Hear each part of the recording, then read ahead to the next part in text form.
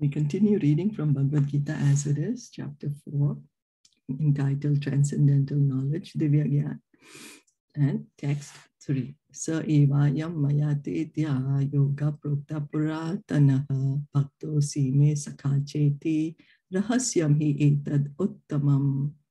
Translation and purport by His Divine Grace, A.C. Bhaktivedanta Swami Shilpa Prabhupada.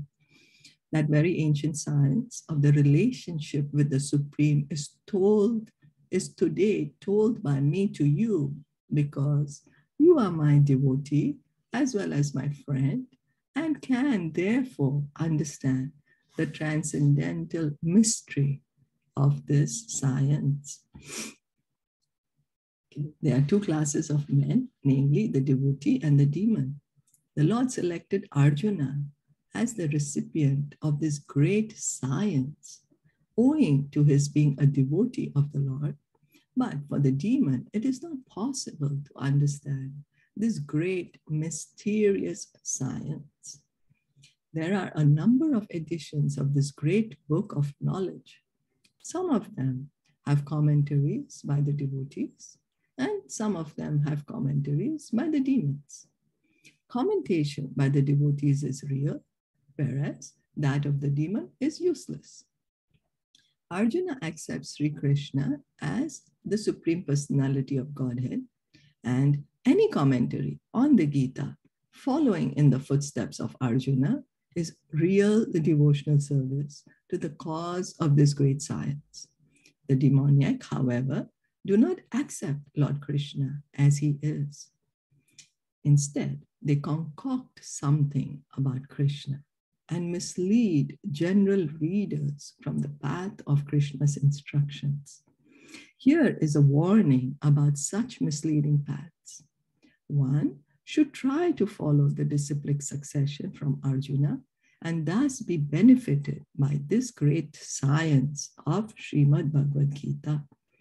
So Krishna is telling to Arjuna that this science, it's a science, means it's practical. It's not just a theory. It's not just some philosophy which cannot be applied. No, science means you can see, you can verify it. Practical application of knowledge. So Krishna is saying this science of relationship with the Supreme. So we were just speaking that each and every living entity, irrespective of where we are, who we are, we have a relationship with the Supreme Lord, an eternal relationship, a relationship which can never be broken at any given point of time or under any circumstance. Our relationship with the Supreme can never be broken. And so Krishna is saying that he's speaking this great science of the knowledge of Srimad Bhagavad Gita to Arjuna. Why? Because Krishna is saying, you are my devotee and you are my friend, and therefore you will be able to understand this mystery, transcendental mystery of this science. Why? Because Arjuna is hearing with attention, with submission. He has a desire to understand the absolute truth.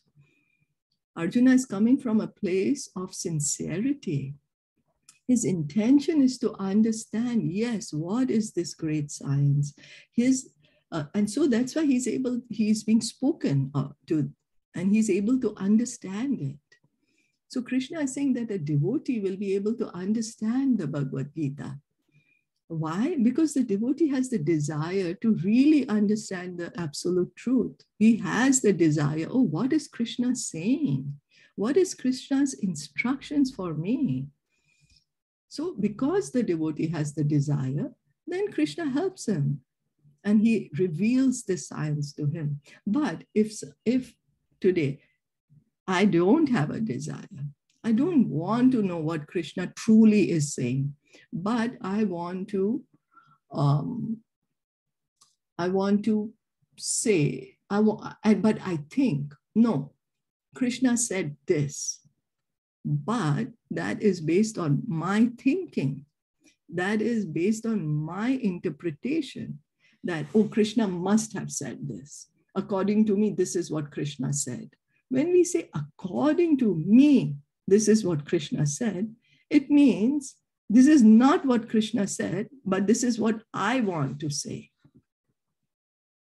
So then, of course, we will not be able to understand this great transcendental mystery because we don't want to understand it.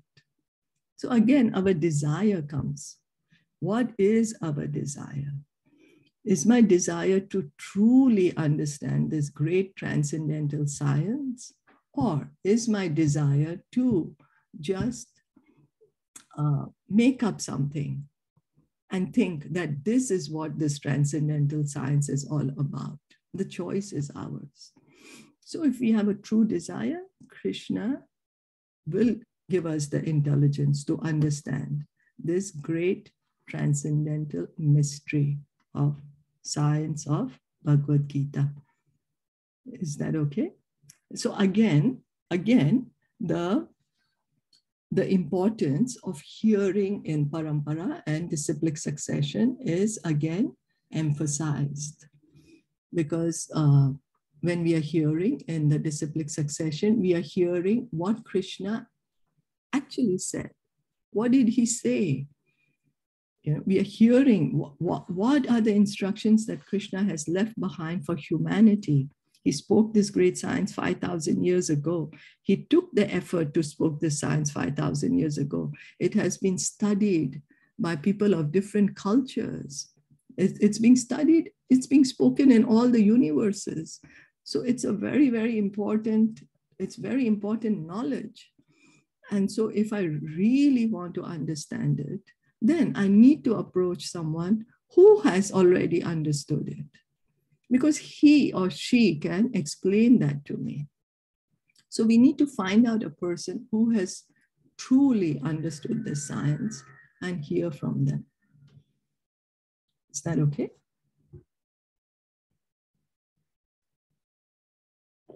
Yeah.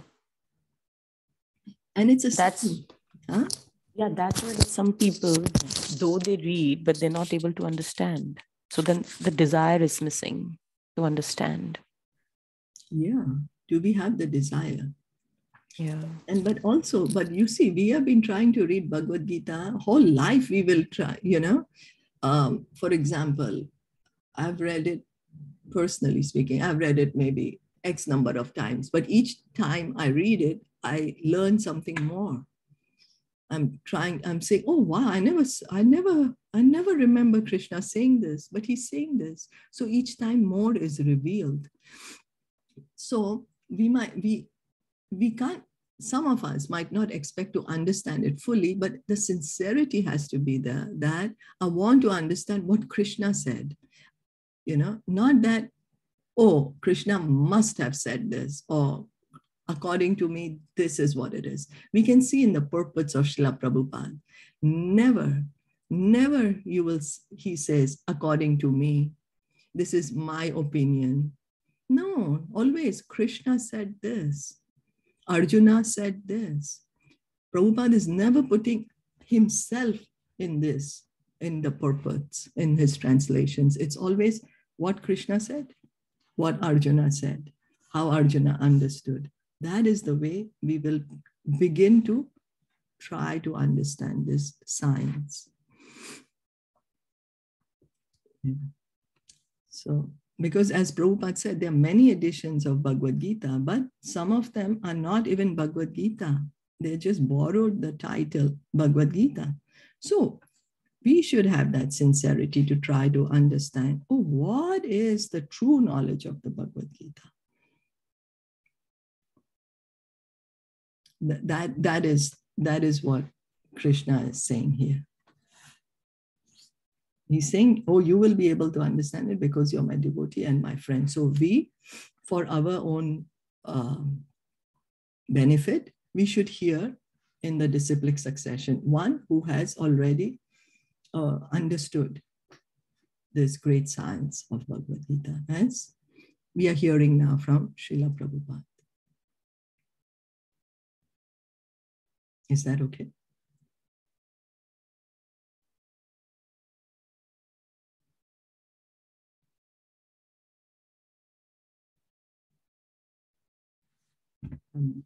So I assume that's all right now.